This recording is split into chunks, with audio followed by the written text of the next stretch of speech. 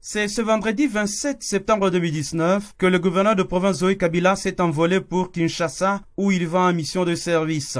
Avant le décollage, le patron de l'exécutif provincial s'est entretenu avec le ministre provincial de l'Intérieur, Dieudonné Kambona Yumba, et le commandant de la RVA aéroport de Kalemi.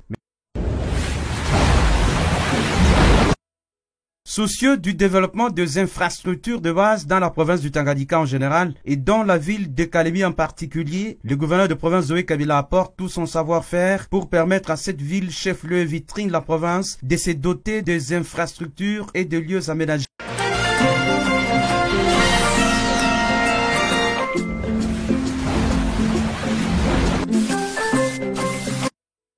Soucieux du développement des infrastructures de base dans la province du Tanganyika en général et dans la ville de Kalemi en particulier, le gouverneur de province Zoé Kabila apporte tout son savoir-faire pour permettre à cette ville chef-lieu et vitrine de la province de se doter des infrastructures et de lieux aménagés. La transformation de ces potentiels touristiques pourra sans doute faire appel à des capitaux étrangers en vue de booster le développement de la province du Tanganyika. Le lac Tanganyika et sa plage constituent en eux seuls deux sites dont leur exploitation va impacter positivement sur les développements de cette province. C'est à ce titre que le gouverneur de province Zoé Kabila avait visité il y a quelques jours la plage du lac Tanganyika comprise entre le pont Lubuye et l'aéroport de Kainda. Sur place, le chef de l'exécutif provincial, accompagné du ministre provincial de la jeunesse et du maire de la ville de Kalemi, a cherché à se rendre compte de la faisabilité d'aménager cet endroit situé à la porte d'entrée de la ville de Kalemi pour ceux qui arrivent par l'aéroport qui porte le même nom. Après quelques jours seulement, le gouverneur de province Zoé Kabila est passé à la vitesse supérieure. Le littoral du lac Tanganyika connaît aujourd'hui des travaux d'aménagement.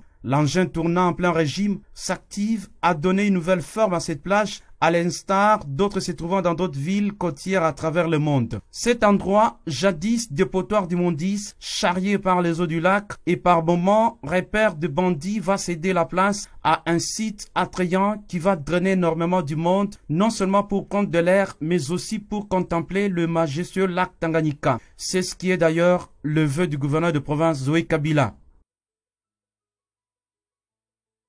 C'est ce vendredi 27 septembre 2019 que le gouverneur de province Zoé Kabila s'est envolé pour Kinshasa où il va en mission de service. Avant le décollage, le patron de l'exécutif provincial s'est entretenu avec le ministre provincial de l'Intérieur, Dieudonné Kambona Yumba, et le commandant de la RVA aéroport de Kalemi.